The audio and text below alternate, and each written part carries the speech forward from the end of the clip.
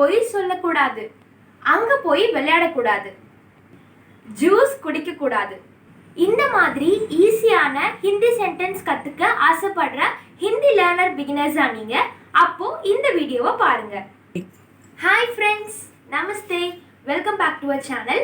எல்லாரும் எப்படி இருக்கீங்க? இன்னைக்கு நம்மளோட எபிசோட்ல மத்தோட யூசேஜ் ஆஃப் மத் கா பிரயோக் தான் பார்க்க போகிறோம். மத் அப்படின்னா என்ன, அதோடைய மீனிங், அது எங்கெங்கெல்லாம் வரும், அதை வச்சு சென்டென்சஸ் பார்க்க போகிறோம். ஸோ இப்போ நான் போட போகிறது வந்து டே 10 சீரீஸ் வரைக்கும். இன்றைக்கி நம்ம பார்க்குறது டே 1 கிளாஸில் இருக்கும். ஸோ இந்த மாதிரி தொடர்ந்து டே 10 சீரீஸ் வரைக்கும் ப்ராப்பராக ஒரு 10 மினிட்ஸ் இதுக்காக ஒதுக்கி நீங்கள் பார்த்தீங்க அப்படின்னா ஈஸியாக ஸ்போக்கன் ஹிந்தி பேச தானாகவே வந்துடும். ஸோ மறக்காமல் இந்த வீடியோவை உங்கள் ஃப்ரெண்ட்ஸுக்கெல்லாம் ஷேர் பண்ணுங்கள். ஸோ தட் அவங்களுக்கும் இது யூஸ்ஃபுல்லாக இருக்கும். பிடிச்சிருந்துச்சுன்னா மறக்காமல் லைக் பண்ணுங்கள். ஃபஸ்ட்டு மத் அப்படின்னா என்னதான் சிஸ்டர் அதோட மீனிங் அப்படின்னு டவுட் இருக்கும். இதோட இங்கிலீஷ் மீனிங் அப்படின்னு பார்த்தீங்கன்னா டோன்ட். டோன்ட் அப்படின்னாலே தமிழில் கூடாது, அந்த விஷயத்தை செய்யக்கூடாது அப்படின்றது தான் தமிழ் மீனிங். கூடாது.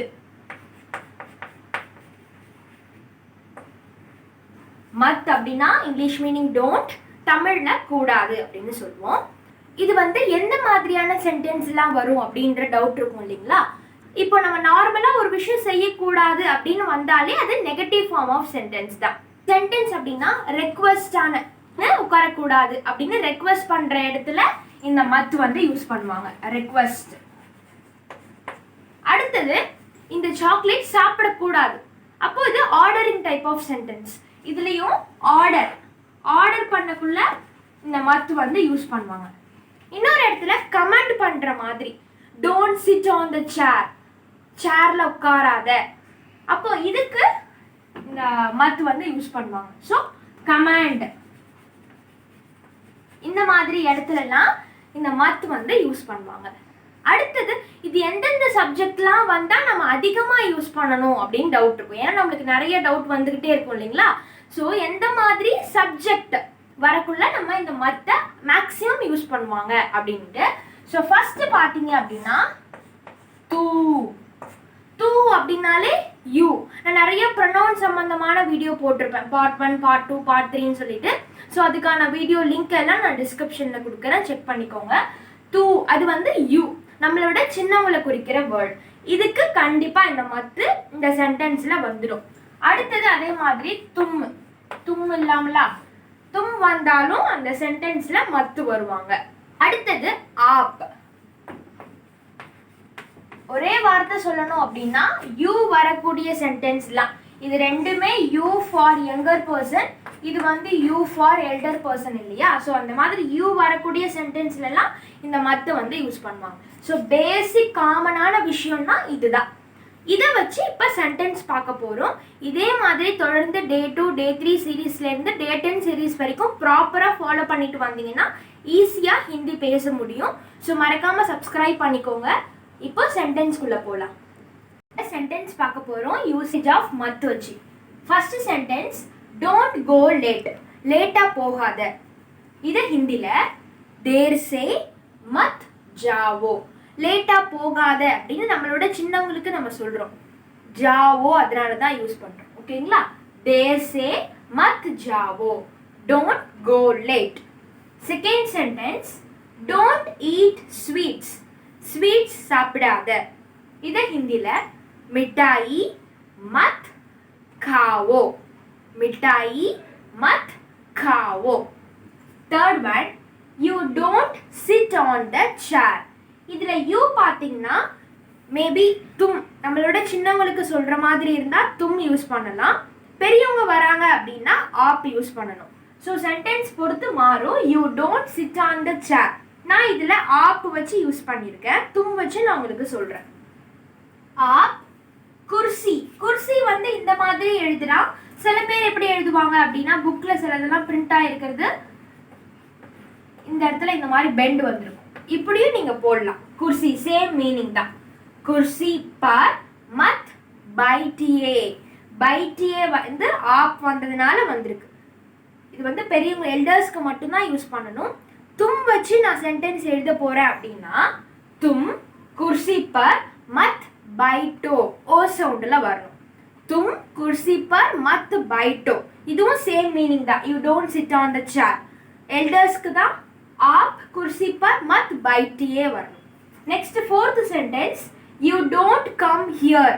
சேம் தான். யூ வர்றதுனால आप வச்சு யூஸ் பண்ணலாம், तुम வச்சு யூஸ் பண்ணலாம். வெர்ப்ல மாத்தணும். तुम यहाँ मत आओ. You don't come here. तुम यहाँ मत आओ. ஒருவேளை பெரியவங்களுக்கு எல்டர்ஸ் யூ டோன்ட் கம் ஹியருக்கு ஆப் வச்சு எழுதுறீங்க அப்படின்னா ஆப் யஹா மத் ஆயியே வரணும். தும் யஹா மத் ஆவோ ஃபார் யங்கர்ஸ். ஆப் யஹா மத் ஆயியே வந்துச்சுன்னா அது எல்டர்ஸ்க்கு யூஸ் பண்ணணும். அடுத்த சென்டென்ஸ் பார்க்கலாம். Don't write on a letter. லெட்டர்ல எழுதாத. இதை ஹிந்தில चिट्ठी पर मत लिखो. चिट्ठी पर मत लिखो.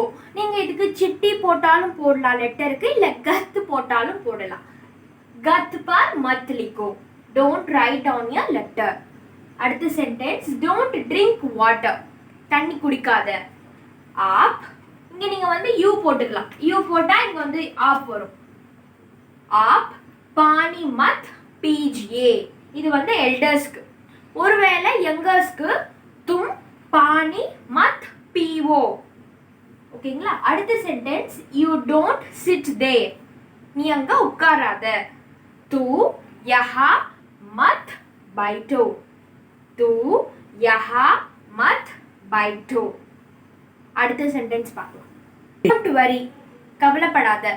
ஹிந்தில चिंता मत कीजिए.